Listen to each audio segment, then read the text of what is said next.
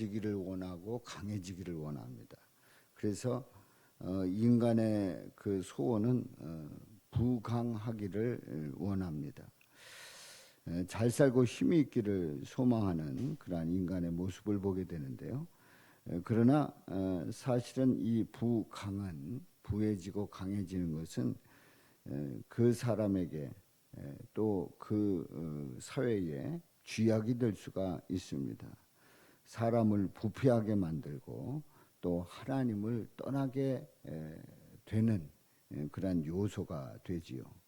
오히려 더 감사해야 되고 오히려 더 하나님 앞에 엎드려야 되는데 부가 쌓여지고 그리고 힘이 생기게 되면 하나님을 대적하게 된다는 사실이지요. 그런데 하나님은 그러면 부해지고 강해지는 것을 싫어하는가? 싫어하는 것이 아닙니다.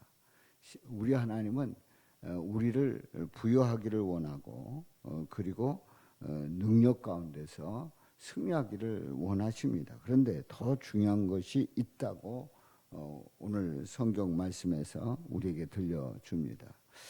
부강을 주시는 우리 하나님께서 어떤 자가 복된 자인가를 말씀하고 있습니다. 이 시편 89편을 보면 시편 89편을 보면 에스라 사람 에단의 마스길이다, 에단의 교훈이다 하는 그런 그 부제가 붙어 있습니다. 다시 해서 에단의 공동체 강구시예요. 대개 솔로몬의 시든가 아니면 다윗의 시인데 이 시편 89편은 에단의 시입니다. 근데 이 에단의 시가 이 에단이라고 하는 이 사람은 바로 솔로몬 시대 때 이제 솔로몬과 같은 시대 때에 살았던 그러한 사람인데 예스라 사람 에단이 있었는데 이 에단과 또 다른 두 사람이 그 당시에 상당히 지혜가 높았었습니다. 그래서 이 에단이라고 하는 사람이 시를 쓰고 글을 쓰면 사람들이 다 감격을 하고 또 사람들이 그 글을 보면서 많은 감동을 얻고 했단 말이지요. 그런데 이제 열왕기상 4장에 보면은 이제 솔로몬의 지혜가 에단보다 뛰어났다. 에단과 또 다른 두 사람보다 뛰어났다. 이렇게 비교를 하고 있어요. 그러니까 솔로몬 시대 때에 에단이라고 하는 사람이 그야말로 글을 잘 썼던 사람이고 그 글을 통해서 많은 사람들을 감명시켰던 사람이었던 것임에 틀림이 없습니다. 바로 그 에단이 지은 공동체 간구 시인데요. 오늘 이 본문 말씀에 이제 배경되는 내용이지요. 역대하 12장에 이제 배경을 두고 있는데요. 르호보암의 나라가 견고하고 그리고 세력이 강해짐에 르호보암이 누구예요? 솔로몬의 아들 아닙니까? 그 솔로몬의 아들 이 르호보암이 나라를 다스리게 됐는데 르호보암의 나라가 견고하고 세력이 강해집니다. 그렇다면 뭐 더 이상 바랄 게 뭐가 있겠어요? 그리고 더 이상 바랄 게 뭐가 있고 얼마나 감사한 일입니까? 그렇다면 하나님을 찬양하고 하나님의 은혜입니다 이렇게 고백해야 되는데 인간은 그렇지 않다는 거죠. 아무튼 부해지고 강해지면 교만해지고 옆길로 새는 것이 인간의 죄악된 속성입니다. 그래서 우리는 항상 기준점에서 벗어나서 자기가 중심이 되고 자기가 이제 힘을 얻어서 그것을 나타내 보려고 하는 인간의 속성이 아무튼 누구에게든지 다 있고요. 어느 나라든지 다 있을 수 있다는 얘기지요. 바로 르호보암이 그랬단 말이에요. 근데 이 르호보암이 이렇게 견고해지고 나라가 견고해지고 세력이 강해질 때에 여호와의 율법을 버립니다. 하나님의 율법을 버립니다. 그리고 온 이스라엘이 본받습니다. 그러면 안 된다가 아니라 율법을 버리니까 너무 좋다, 너무 좋다. 어?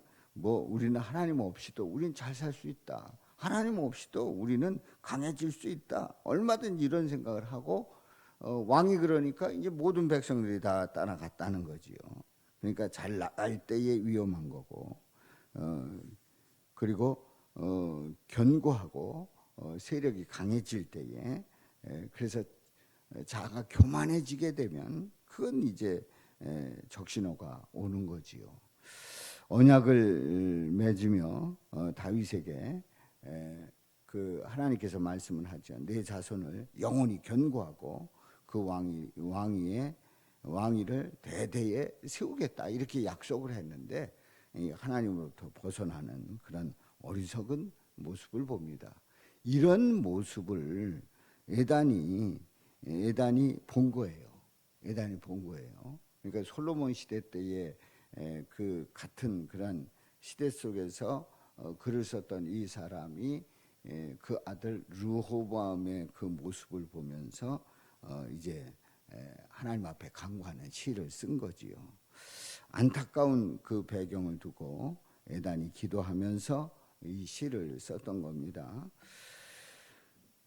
분명히 이 르호보암이 잘못을 했고 언약 파기에 따른 그런 심판이 있을 것임을 성경에서 말씀을 하고 있는데요.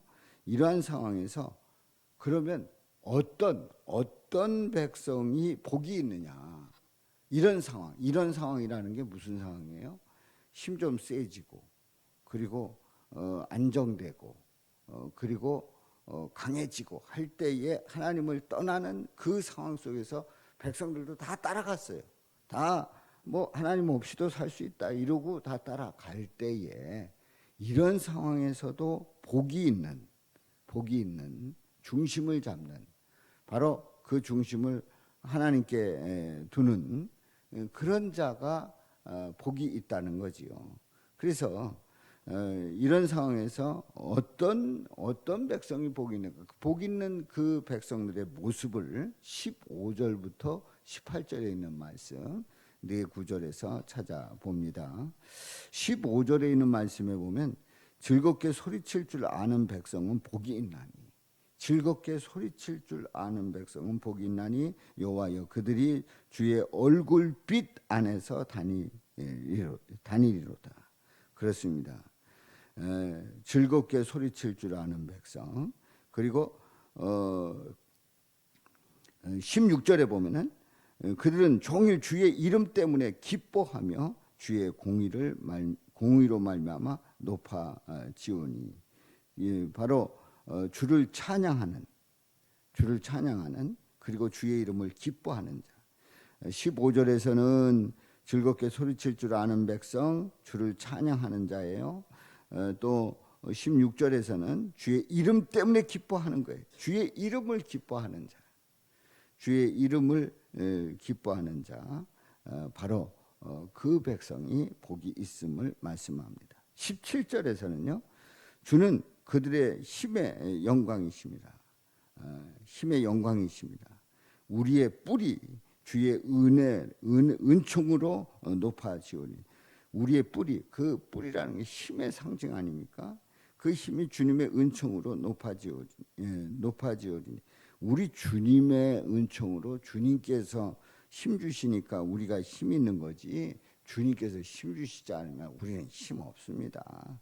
우리는 생명을 허락해 주시니까 사는 거지, 주님께서 걷어가시면 한순간에 끝나는 거지요. 그러니까 오늘 이 말씀처럼 15절에서는 주님을 찬양하는 자, 16절에서는 주의 이름을 기뻐하는 자, 17절에서는 주를 힘입는 자, 주님으로 인해서 힘입는 자, 바로 이런 자가 복이 있다고 말씀을 하고 있습니다. 생각해 보세요. 이제 하나님 없이도 우리는 얼마든지 강하게 살 수 있고, 하나님 없이도 얼마든지 우리는 안정되게 살 수 있다, 이러고 나오는 왕이나 또 그를 따라가는 백성들 중에서 이건 아니다. 우리는 주님을 찬양합니다. 주의 이름을 기뻐합니다. 주님이 힘 주셔야 우리는 살아갈 수 있습니다. 이렇게 고백하는 자가 얼마나 복이 있느냐 말이죠. 우리는 이렇게 고백할 수 있는 이유가 있어요. 바로 그 말씀이 18절인데요. 우리의 방패는 누구에게 속하였고 여호와께 속하였고 우리의 왕은 이스라엘의 거룩한 이에게 속하였기 때문이다. 우리의 방패는 하나님께 속한 거예요. 우리의 왕은 하나님께 속한 거예요. 이스라엘의 거룩한 이에게 하나님께 속해 있어요. 그렇기 때문에 하나님께 속해 있단 말이에요. 우리의 권력이나 힘은 하나님께 다 속해 있는 거예요. 하나님 떠난 게 아니에요. 하나님을 벗어나서 마음대로 할 수 있는 게 아니라 말이에요. 이 세상 어느 누구든지 어떤 나라, 어느 왕, 어느 대통령, 어떤 사람 할 것 없이 다 하나님 손 안에 있는데 착각하는 거죠. 하나님 손 밖에 나가도 얼마든지 살 수 있다고 그렇게 생각을 합니다. 그러니까 우리는 하나님께 속해 있기 때문에 오늘 이 말씀처럼 주님을 찬양하고 주의 이름을 기뻐하고 주님으로 말미암아 힘을 얻고 살아가는 이유가 되는 겁니다. 그래요. 이 세상의 군사력이나 또 대통령이나 다 하나님께 속했다고 하는 사실을 고백하면서 오늘도 그렇기 때문에 우리는 주님을 찬양할 수 있기를 주님의 이름으로 축복합니다. 주님을 기뻐하시기 바랍니다. 주의 능력을 힘입어서 오늘도 승리의 삶이 되시기를 주님의 이름으로 축원합니다.